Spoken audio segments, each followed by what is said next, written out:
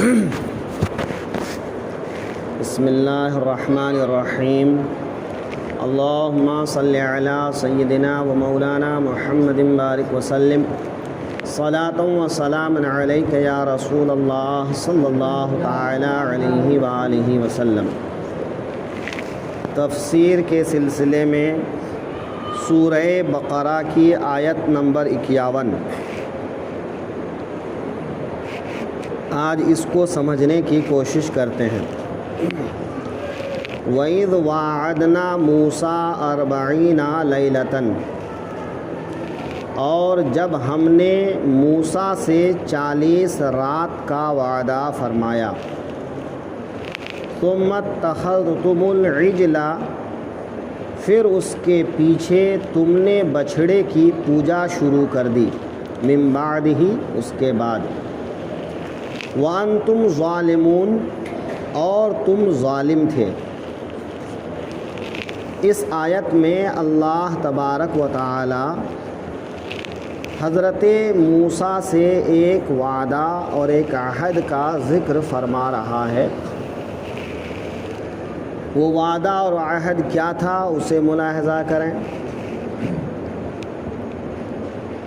پہلے بیان کر چکے ہیں کہ حضرت موسیٰ نے بنی اسرائیل سے کہا تھا کہ تم اللہ سے نظر مانو کہ اللہ تم کو فرعونیوں کے عذاب سے نجات دلائے،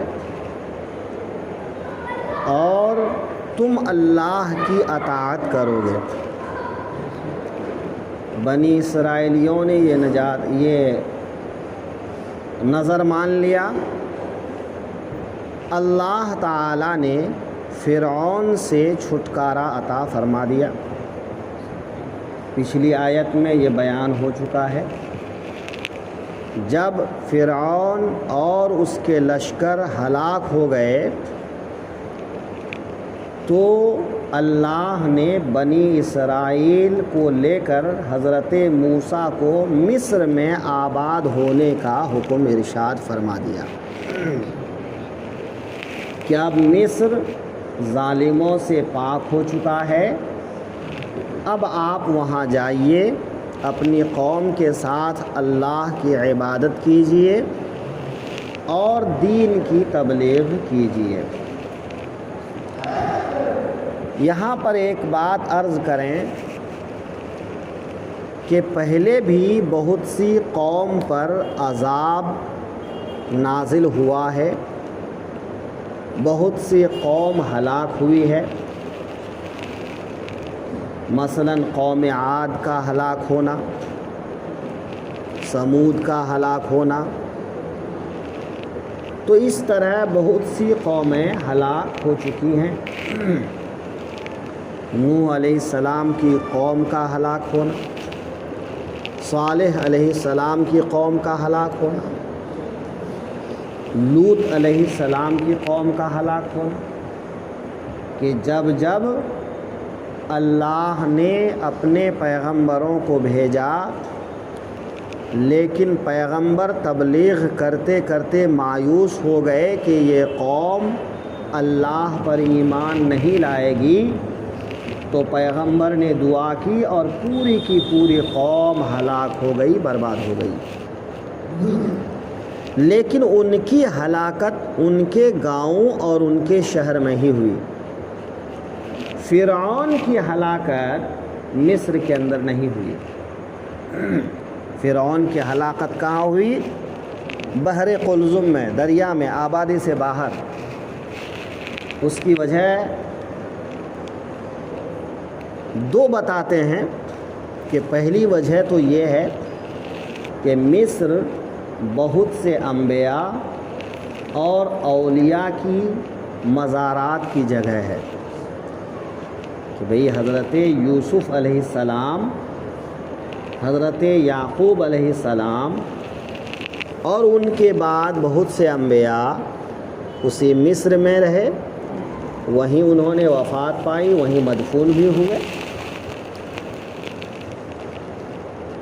اور بہت سے صالحین اولیاء جو ان کی قوم میں ہوئے وہ وہاں مدفون ہوئے، تو ان انبیاء اور اولیاء کی برکت سے شہر ہلاک نہیں ہوا اور شہر کے اندر فرعونیوں کو ہلاک نہیں کیا گیا، شہر کے باہر لے جا کر دریا میں ڈبویا گیا۔ یا دوسری وجہ یہ ہے کہ چونکہ فرعون بنی اسرائیل کے مردوں کو ہلاک کر رہا تھا، عورتوں کو زندہ چھوڑ رہا تھا، تو اللہ نے مردوں کو باہر نکال لیا، عورتیں گھروں میں رہ گئیں، شہر میں رہ گئیں، اور دریا میں ڈوب کے جتنے مرے وہ سب مرد تھے، فرعون اور اس کے لشکر سب مرد تھے۔ تو مرد ادھر ہلاک ہوئے، عورتیں تنہا رہ گئیں۔ تو جس طرح فرعون نے بنی اسرائیل کی عورتوں کو معذور کر کے رکھ دیا تھا، مجبور کر کے رکھ دیا تھا، اللہ نے فرعونیوں کی عورتوں کو بیوہ بنا کر ان کو سزا دی کہ جیسا ظلم ویسی سزا۔ بہرحال اس میں ایک واقعہ اور بھی ہے، وہ انشاءاللہ کبھی اور بتاؤں گا، کہ جب حضرت موسیٰ جانے لگے تو حضرت یوسف علیہ السلام کی تابوت لاش کو لے کر گئے، تو یہ واقعہ کبھی اور بتاؤں گا۔ بنی اسرائیل کو مصر لوٹنے کا حکم ہوا، تو مصر لوٹتے ہوئے راستے میں بنی اسرائیلیوں نے دیکھا کہ کچھ لوگ بچھڑے کی پوجا کر رہے ہیں۔ تو بنی اسرائیل نے موسیٰ علیہ السلام سے کہا کہ ہم کو بھی اپنے خدا کی کوئی ایسی صورت بنا کر دو کہ اسے سامنے رکھ کر ہم اس کی عبادت کریں۔ تو حضرت موسیٰ نے پھٹکار دیا، ڈانٹ دیا کہ ہمارا خدا شکل و صورت سے پاک ہے، ہم ایسے خدا کی عبادت کرتے ہیں، سامنے رکھ کر نہیں، بنا دیکھے ہم خدا کی عبادت کرتے ہیں۔ بنی اسرائیل خاموش ہو گئے، مصر میں آ کر آباد ہو گئے۔ کچھ دن گزرے تو حضرت موسیٰ نے کہا تمہارا کیا ہوا وعدہ یاد ہے کہ تم نے کہا تھا کہ تم اللہ کی اطاعت کرو گے اگر فرعون سے نجات مل جائے گی تو؟ کہاں، اب اللہ کی اطاعت کرو، اس کی نافرمانی مت کرو۔ اب مسئلہ درپیش ہوا کہ اطاعت کیسے کریں، اس کی تفصیل ہم کو نہیں معلوم، اللہ کی عبادت کیسے کریں، فرما برداری کیسے کریں، اس کی تفصیل ہم کو نہیں معلوم۔ تو اللہ تعالیٰ نے، حضرت موسیٰ نے اللہ کی بارگاہ میں دعا کی، پروردگار کس تفصیل سے میری قوم کو عبادت کا کہوں، فرما برداری کا کہوں؟ تو اللہ نے حضرت موسیٰ سے فرمایا آپ کوہ طور پر آئیے، 1 مہینے کے لیے 30 دن کے لیے آپ وہاں عبادت کیجئے، اعتکاف کیجئے، اور جب آپ انسانی جو فطرت ہے، انسان کا جو غلبہ ہے لوگوں کے بیچ میں رہنے سہنے کا، وہ دور ہو جائے، اللہ سے قرب ہو جائے، تو آپ کو اللہ اپنی طرف سے کتاب عطا فرمائے گا۔ حضرت موسیٰ اپنی قوم کے پاس اپنے بھائی کو نائب بنا کر چھوڑ کر گئے۔ بڑے بھائی حضرت ہارون وہ بھی نبی تھے، لیکن ان کو نبوت حضرت موسیٰ کی دعا سے ملی تھی، تو اپنے بھائی کو اپنی جگہ پر نائب بنا کر چھوڑ گئے کہ آپ بنی اسرائیلیوں کا دھیان رکھنا، اور میں اللہ سے کتاب لینے کے لیے، اللہ کا حکم لینے کے لیے جا رہا ہوں کہ کس تفصیل سے قوم کو عبادت کروانا ہے۔ حضرت موسیٰ چلے گئے، 30 دن اعتکاف بھی کیے، عبادت بھی کیے، اس میں روزے بھی رکھے۔ روزے کے دنوں میں مسلمانوں کے منہ سے ایک خاص قسم کی بو آتی ہے، اس بو کے تعلق سے حدیث پاک میں ہے کہ اللہ تعالیٰ کو روزے دار کے منہ کی بو مشک سے زیادہ پسندیدہ ہے نا۔ حضرت موسیٰ کے دل میں خیال آیا کہ اللہ سے کلام کرنا ہے، اس کی بارگاہ میں حضوری ہے، تو کہیں منہ کی اس بو سے کچھ تکلیف نہ ہو جائے، تو انہوں نے مسواک کر لی اور جانے کے لیے روانہ ہوئے۔ تو اللہ نے فرمایا موسیٰ آپ نے اس بو کو دور کر دیا جو میری بارگاہ میں مشک سے زیادہ پسندیدہ ہے، اب آپ 10 دن اور روزہ رکھیے۔ تو اب 30 سے بڑھ کے کتنا ہو گیا؟ 40۔ تو اس آیت میں وَإِذْ وَاعَدْنَا مُوسَىٰ 40 لَيْلَةً، اور جب ہم نے موسیٰ سے وعدہ کیا 40 راتوں کا کہ موسیٰ 40 رات عبادت کیجئے، تو اللہ تعالیٰ نے یہاں ایک جگہ فرما دیا 40، لیکن دوسرے مقامات پر تفصیل موجود ہے کہ پہلے 30 پھر 10 بڑھایا گیا، تو کل ملا کے 40۔ اچھا، اس میں ایک چیز اور بھی ہے کہ یہاں رات کا ذکر ہوا، 40 رات کا، 40 دن کا نہیں۔ رات اللہ سے قریب ہونے کے لیے زیادہ مناسب ہے، اس لیے صوفیاء کرام، اولیاء کرام رات کو تہجد پڑھا کرتے ہیں، آخر رات کو وہ اللہ سے مناجات کیا کرتے ہیں۔ تو رات جو ہے تنہائی کا وقت ہے، تقرب کا وقت ہے، خشوع و خضوع کا وقت ہے، اللہ سے زیادہ لو لگانے کا وقت ہے۔ رات کے وقت اٹھ کر جو دعا مانگی جاتی ہے، اللہ اس دعا کو قبول فرماتا ہے۔ حضرت زکریا نے جب بیٹے کی دعا مانگی تو رات کا آخری پہر تھا، تو اللہ تعالیٰ نے ان کو یحییٰ جیسا بیٹا عطا فرمایا ہے نا۔ تو رات کے آخری پہر میں اٹھ کر نفل پڑھیے، دعا مانگیے، تو اللہ تعالیٰ اسے زیادہ قبول فرماتا ہے۔ تو یہاں فرمایا 40 لیلۃً، ذی قعدہ کی پہلی تاریخ سے 30 ذی قعدہ تک 30 دن پورے ہوئے، جب 10 دن بڑھا دیا تو 10 ذی الحجہ تک۔ تو 10 ذی الحجہ کو دوپہر کے وقت حضرت موسیٰ 40 دن کی عبادت پوری کر کے کوہ طور پر گئے، اور اللہ تعالیٰ نے زبرجد کی تختیوں میں، زبرجد ایک خاص قسم کی دھات، جیسے ہیرے جواہرات ہوتے ہیں نا، تو زبرجد ایک خاص قسم کی دھات ہے، اس کی 6 تختیاں، 6 تختیوں میں احکام الہی کہ توریت وہ 6 تختیوں کا مجموعہ ہے نا۔ تو اللہ تعالیٰ نے حضرت موسیٰ علیہ السلام کو 6 تختیوں میں احکام الہی عطا فرمائے۔ حضرت موسیٰ 40 دن کے لیے گئے، قوم کو 30 دن کا بول کے گئے تھے۔ اچھا، دوسری بات کہ ادھر جو ہے جب حضرت موسیٰ تھے تو ان کی بات پر تو سب قائم تھے، جب حضرت موسیٰ چلے گئے میدان خالی ہو گیا، تو اس میں جو کچھ منافق قسم کے لوگ تھے اب ان کو گل کھلانے کا موقع مل گیا۔ اس میں سے ایک آدمی تھا موسیٰ، اس کا بھی نام موسیٰ تھا، اس کا بھی نام موسیٰ تھا، مگر وہ بنی سامرا کا تھا، وہ ایک قبیلہ تھا بنی اسرائیلیوں کا، اس قبیلے کا نام تھا بنی سامرا، تو اسی سے اس کو موسیٰ سامری کہا جاتا ہے، موسیٰ سامری کہا جاتا ہے۔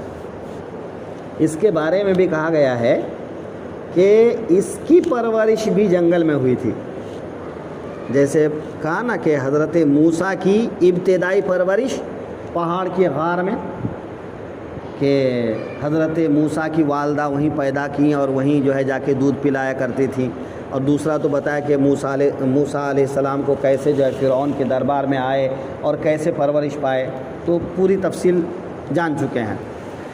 تو جتنے دنوں تک حضرت موسیٰ غار میں رہے، کہا جاتا ہے کہ حضرت جبریل وہاں آتے تھے اور ایک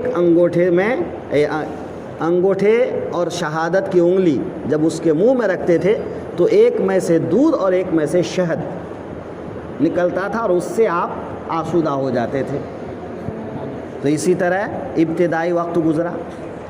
اس موسیٰ سامری کے بارے میں بھی یہ آیا ہے کہ یہ بھی جنگل میں تھا، کہ یا تو اس کو وحشی جانوروں نے دودھ پلایا، یا یہ کہ حضرت جبریل اس کے لیے بھی مامور تھے کہ وہ آتے، ایک انگلی دیتے جس میں شہد اور ایک انگلی دیتے جس میں سے دودھ برآمد ہوتا تھا۔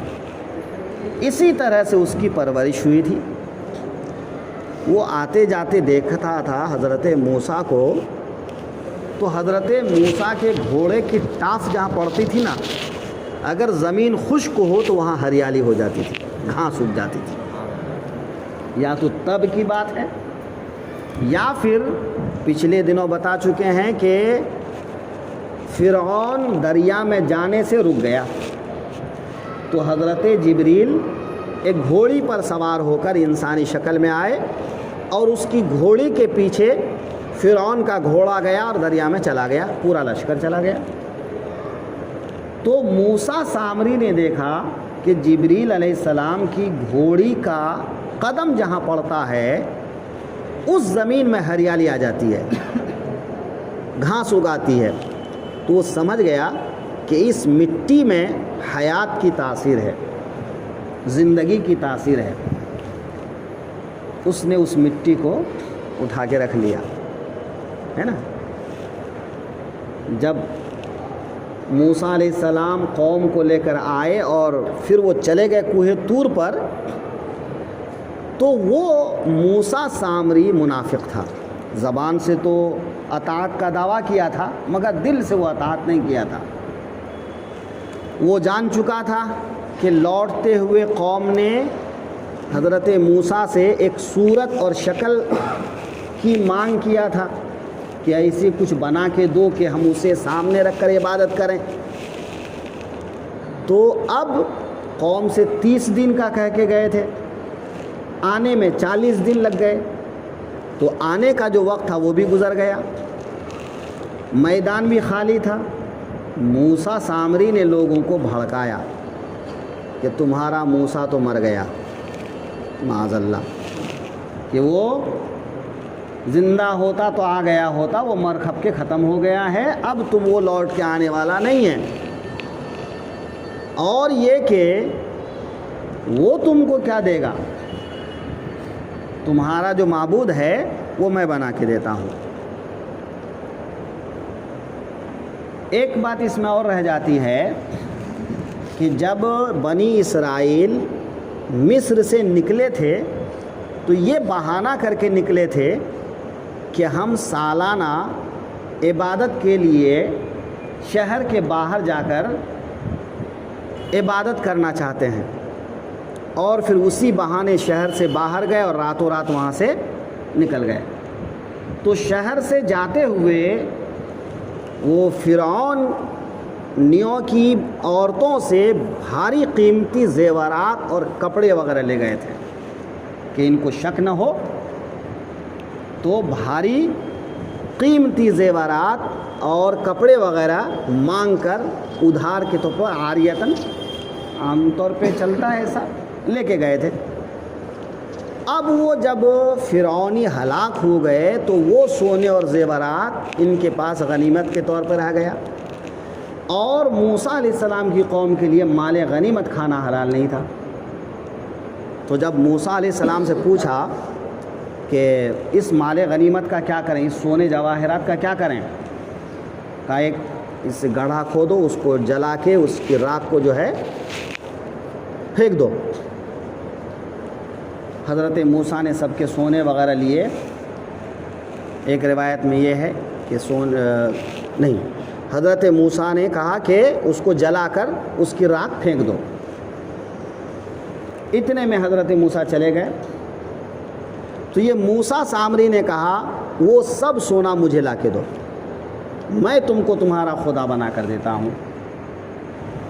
اور وہ تھا لوہار، وہ تھا پیشے سے لوہار، تو لوہے کو گلانا، اس سے کچھ دوسری چیز بنانا اس کو خوب آتا تھا۔ تو اس نے سب کے سونے لیے، جواہرات ہیرے وغیرہ الگ کیے، اور سونے کو پگھلا کر اس کی ایک مورتی بنا دیا، بچھڑا بنا دیا۔ ایک بچھڑا بنا کر کے اس کے کان، ناک، دم وغیرہ میں یہ ہیرے جڑ دیے، وہ اور خوبصورت ہو گیا۔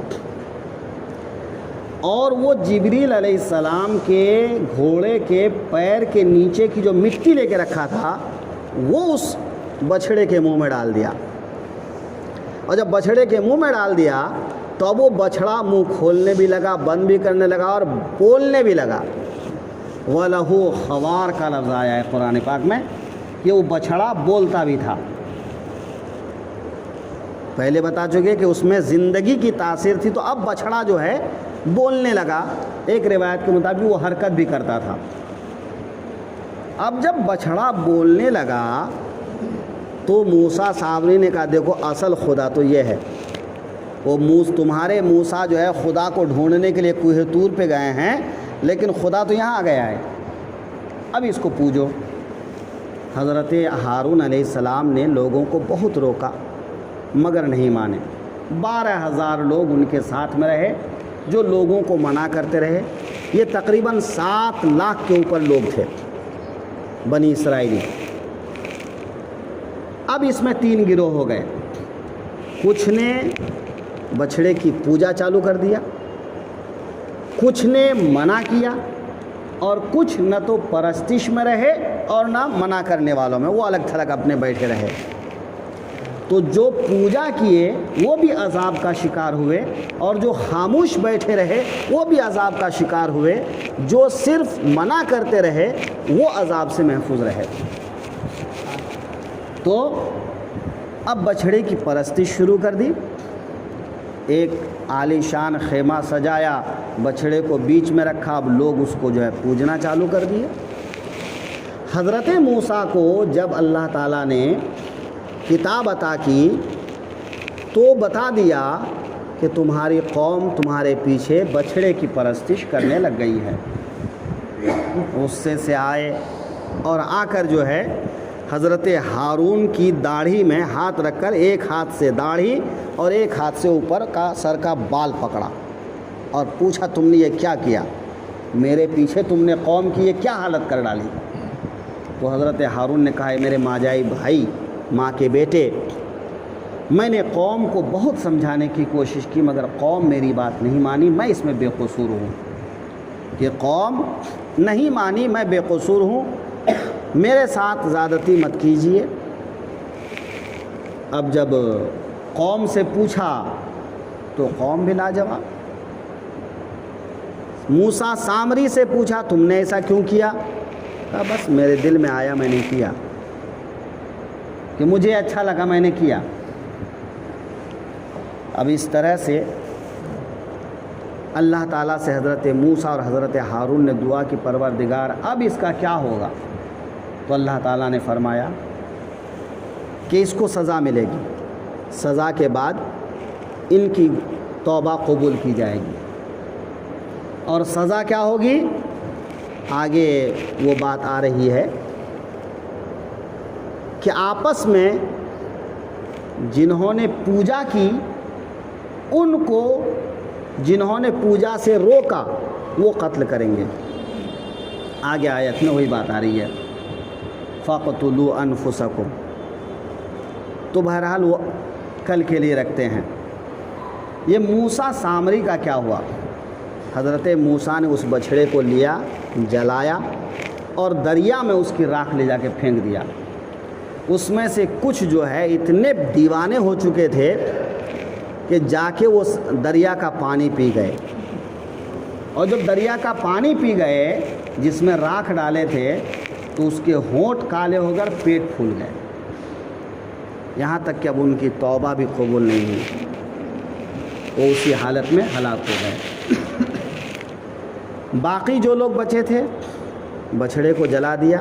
موسیٰ سامری کے لیے حضرت موسیٰ نے کہا جاؤ اب تم انسانوں کے بیچ میں نہیں رہ سکتے، کہ تم انسانوں سے اتنے دور رہو، اور ان کے لیے بد دعا کی، تو اس کے جسم میں خارش پیدا ہو گئی، کھجلی پیدا ہو گئی۔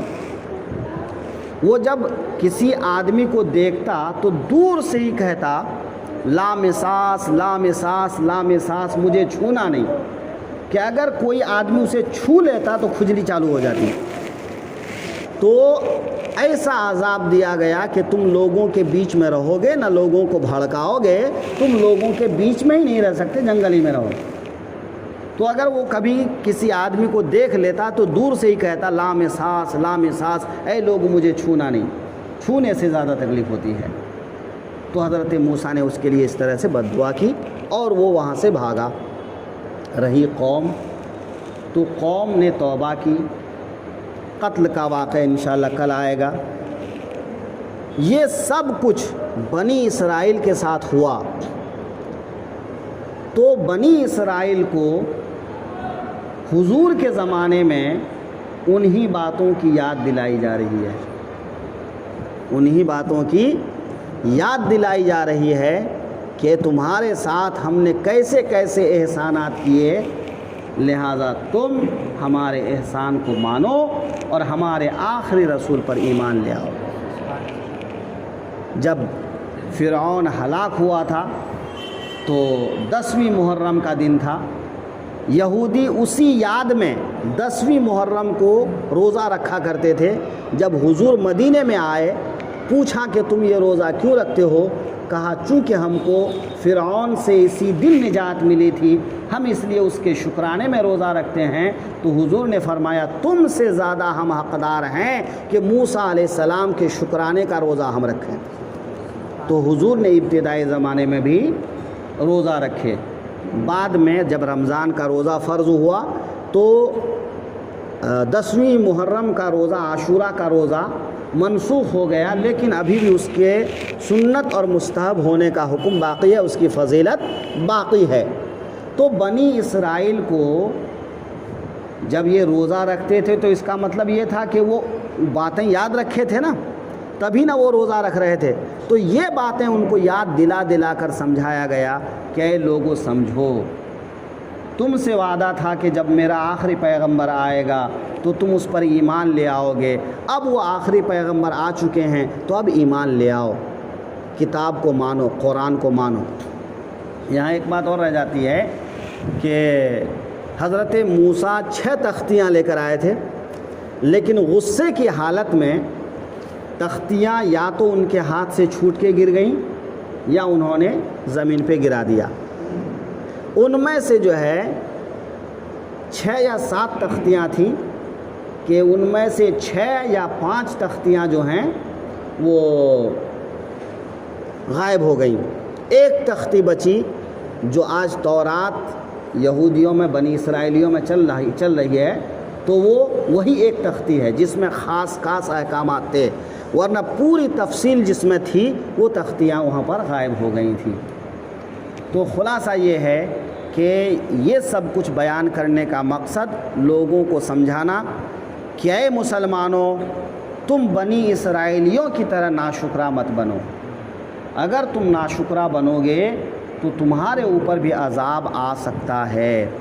اگرچہ رحمت للعالمین آقا صلی اللہ علیہ وسلم کی وجہ سے تم پر عام عذاب نہیں آ رہا ہے، لیکن کسی نہ کسی طرح کے عذاب میں مبتلا کیے جا رہے ہوگے، لہٰذا تم اللہ کی اطاعت کرو، اس کی نافرمانی سے بچو۔